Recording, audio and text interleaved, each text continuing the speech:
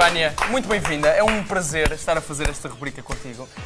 Nunca tínhamos estado Nunca tínhamos, pois não. Nunca tínhamos estado os três. E eu estou finalmente feliz por hoje haver também, por estar com um homem nesta relação que tem sido um bocado monótona entre nós. Sabes disso? Sabes que tínhamos que falar sobre Hoje isso. já temos companhia. Vou ajudar. Vânia, eu sei que tu trazes algumas dúvidas que já te colocaram antes e queres esclarecer. Queres começar por aí? Sim, porque é normal e eu percebo que, se calhar, perante a página do Facebook, se tenha dificuldade em dizer e se perguntar o que é que realmente se quer saber. E, efetivamente, na nossa caixa recebo muitas perguntas e existem temas que são muito frequentes. E eu esta semana trago 2 temas que acho que são muito importantes. Um que acho que é muito... Eu acho que os 2 são importantes para ambos, mas um é apresentado especialmente pelos rapazes, que é outra vez aquela situação, como é que no início nós fazemos ou como é que se pode controlar para as coisas não acabarem demasiadamente rápido, não é? Está a ver, portanto, um final feliz. Um final feliz, porque o que é que acontece? Temos que ver que também a maior parte das pessoas que nos veem lá em casa são rapazes mais jovens, não é? E ao início as coisas não são assim tão fáceis quanto parecem. Há bocadinho havia aí alguém que falava em 3 e assim umas experiências diferentes, mas eu acho que o melhor, acima de tudo, é primeiro fazerem as coisas a um sozinho ou 2 mais ou menos bem e depois já podem pensar em outras aventuras, não é? Porque às vezes Sim, isto queremos... é como um jogo, não é? Vai subindo o nível. Bem, já estou bem em 2, agora passa 3, 4. Tu disseste começar sozinho, 10. pode ser um bom treino para avançar, não é? Descobrem-se muitas coisas a praticar sozinho. Sozinho, não é? Um bocadinho utilizando aquela expressão que às vezes falo com eles, que é o auto-amor. Nós podemos autodescobrir-nos através da masturbação. E reparem como a masturbação é uma das questões que levanta muitas dúvidas. Apesar de nós dizermos muitas vezes aqui que a masturbação não faz mal, nós temos que perceber que durante anos o comportamento masturbatório foi muito reprimido entre as pessoas. Claro, principalmente entre as mulheres, não é? Sim, e apesar de se achar que era uma coisa que só os homens faziam e que nós fazíamos menos, portanto ao início sempre se pensou que fosse um comportamento mais masculino e temos que perceber também porquê. O homem, quando se excita, tem um órgão que se torna erétil e portanto fica logo ali à mão, não é? Fica logo ali à mão, não é? Tem fácil acesso, portanto o homem facilmente tem acesso ao seu órgão, não é o mesmo que as mulheres, não é? Não é tão facilitado, Carolina. É? Não é. Não sei. O que é que acontecia? Tive uma pilinha, não sei. Antigamente nos colégios chegava-se a cozer as manguinhas dos pijamas para os rapazes não poderem tirar as mãozinhas fora dos pijamas. A sério? É verdade. Estou contente de ter nascido no século XXI. Porque se dizia, como disse a Carolina muito bem, que as pessoas que praticavam masturbação podiam cegar, podiam nascer-lhe pelos nas mãos, depois para inibir o comportamento dizia-se... Sério, isso é tão triste. Mas dizia-se precisamente porque vamos imaginar, quem é que sabia que um rapaz se tocava debaixo dos seus lençóis? Ninguém, então criava-se o medo que pareciam coisas físicas que denunciavam que o comportamento acontecia. Mas nós estamos aqui para dizer que isso é bom, não é? É bom, meus amigos. Aliás, quem tem problemas para dormir, não há nada melhor. Combater as insónias. Façam amor e dormem logo a seguir por causa das endorfinas. Liberta as endorfinas, ficas como se tivesse acabado de comer um chocolate.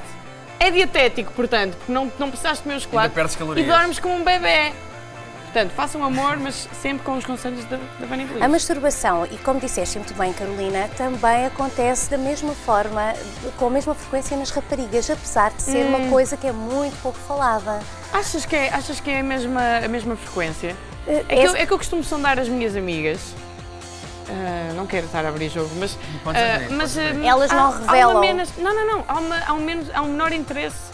Acho que os rapazes praticamente diariamente vão lá em baixo dizer olá ao amigo. Não serão só elas a dizer que não fazem? Mas tem a ver com a resposta sexual, que nos rapazes é muito mais rápida e acaba por ser, entre aspas, se calhar, mais eficaz. Nós excitamos e cá está, nós não ficamos com o corpo erétil que se veja. Mas o nosso clitóris aumenta, obviamente que sim, mas não é o mesmo que acontece com os rapazes.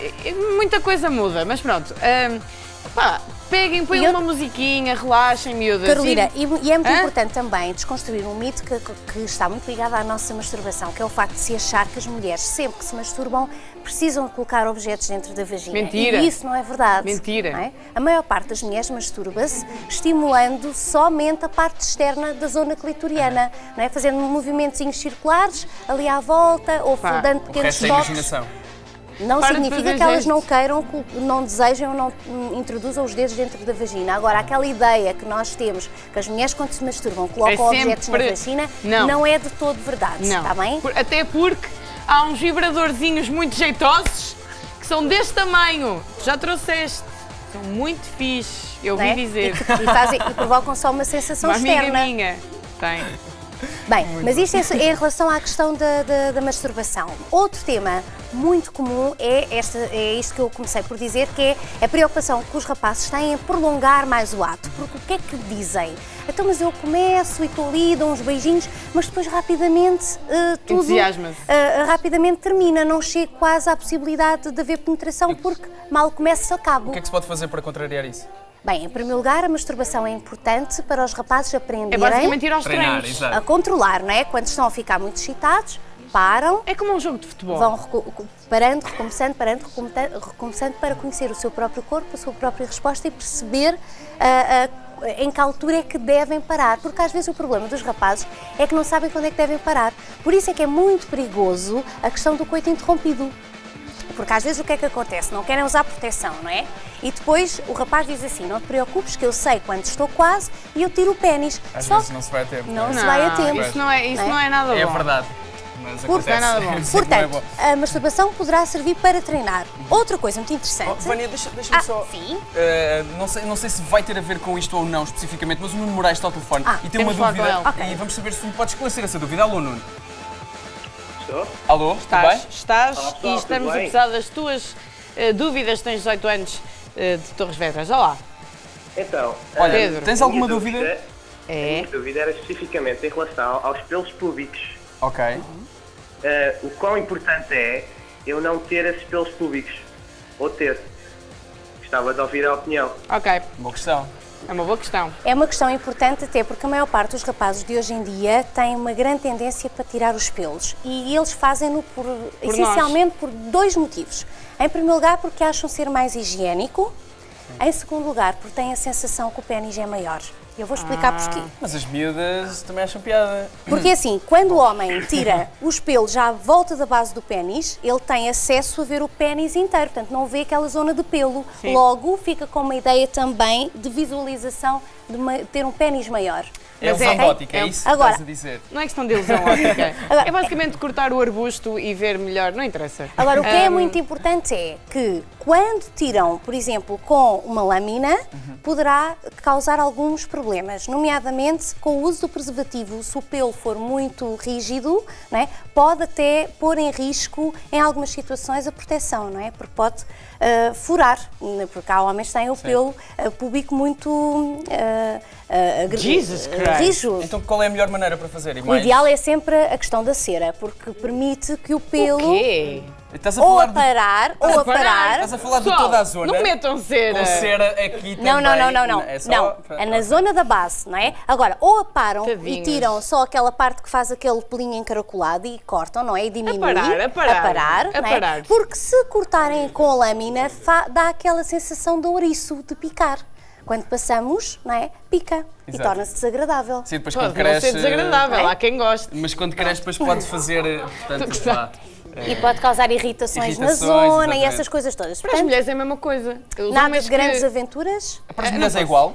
As mulheres também devem ter muito cuidado com a forma como fazem a sua depilação, porque efetivamente as lâminas têm tendência para e vamos provocar mostrar aqui como... alguma irritação. Olha, Pedro, pareceu-te bem? Penso que sim, fiquei esclarecido. A parar is the way, ok? Mas é uma questão de preferência. Os homens mais novos hoje em dia têm tendência para tirar. Por exemplo, os homens mais velhos não tiram e nem as mulheres. As mulheres com 50, 60 anos não têm a prática de tirar os pelos. Também não devem ter muitos. Nós perdemos pelos à medida que envelhecemos. Estou a ter uma imagem. Mas tem muitos pelos. Agora, existem muitos especialistas que são contra a retirada do pelo.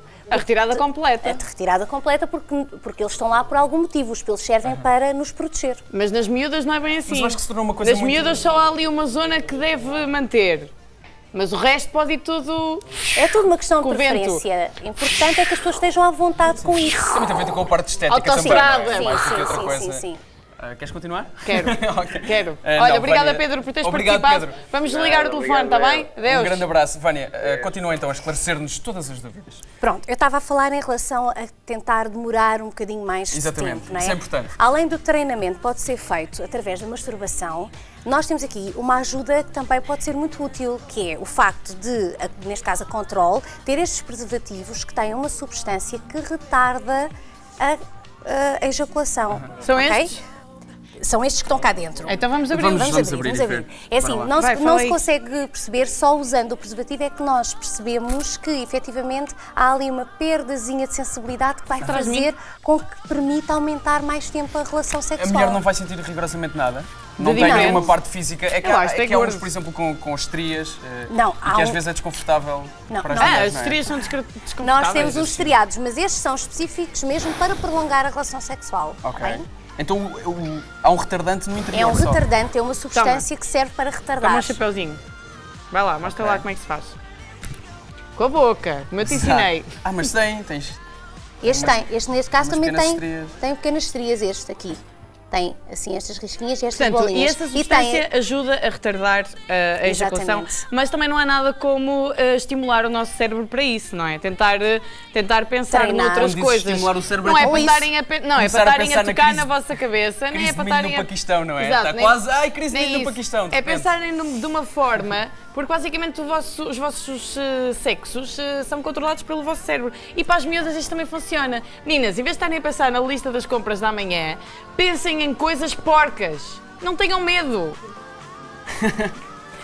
Não sei se isto é uma boa sugestão para demorar mais tempo. Mas não, para uma mulher ser mais rápida. Para ser mais rápida. Olha, por exemplo, tenho uma amiga minha que... Mas por acaso é mesmo uma amiga minha. Claro que é. Eu juro por tudo que é mesmo uma amiga minha. Sempre que há dúvidas de sexo, começa sempre assim. Não, mas desta vez é mesmo. Desta vez é mesmo. Tenho uma amiga minha que para um bocadinho a respiração e só assim é que consegue. Não é o meu caso. Não. Mas há muitas mulheres que na fase em que estão quase a atingir o orgasmo têm necessidade de... à espera que aconteça. E é melhor, ela diz que é melhor.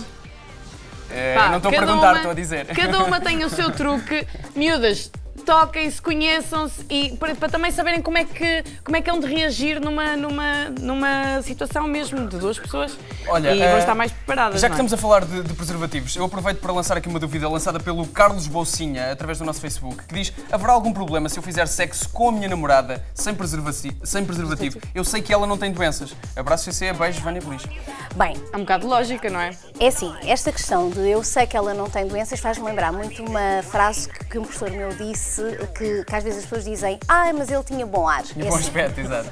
Nós não somos meteorologistas, portanto nós não sabemos se as pessoas têm bom ar ou não. Mas há análise para confirmar isso. Exatamente. Claro que há. Há sempre, e quando me escrevem eu tento sempre aconselhar as pessoas a ir aos centros de saúde, é uma coisa muito fácil, independentemente da idade, todos podem ir ao centro de saúde de forma gratuita. Sem problema nenhum. E podem fazer e devem fazer um teste ao sangue que é muito rápido e rapidamente têm o resultado, e aí poderão efetivamente avançar para uma relação sem preservativo. Não esquecendo que aqui estamos a falar das doenças, mas depois também temos a questão da gravidez, não é? E em relação à gravidez e em relação à contracepção existem imensas perguntas todas as semanas. Tu tens aqui uma novidade de contracepção. É assim, uma novidade? Não é uma novidade, para mim é.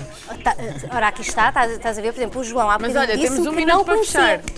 Temos um minuto. Então é assim, para aquelas raparigas que têm muito medo de se esquecer e que têm receio de ter a pílula lá em casa porque as mães podem descobrir isso tudo, nós temos uma coisa que já existe no mercado há algum tempo, mas que as raparigas não têm pegado e era muito importante que conhecessem, porque pode ser o seu melhor amigo, que é o anel. O anel vaginal. Né? Tens 30 segundos para explicar isso, Vânia. Toda a gente está o anel é esta rodelazinha só, que se coloca dentro da vagina como se fosse um tampão. Não se nota nada. Não se nota nada. Durante as 3 semanas...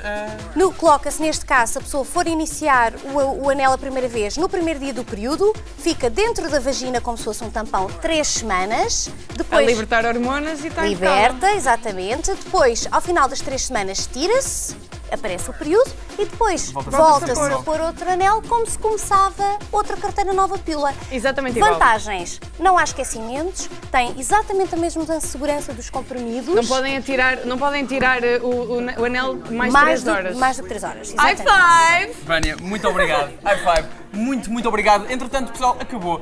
Vão lá Adiram ao anel. Adiram ao anel. E ao controle. Segunda-feira estou com a tua Maria. Bom fim de semana, pequenitos! That's how the key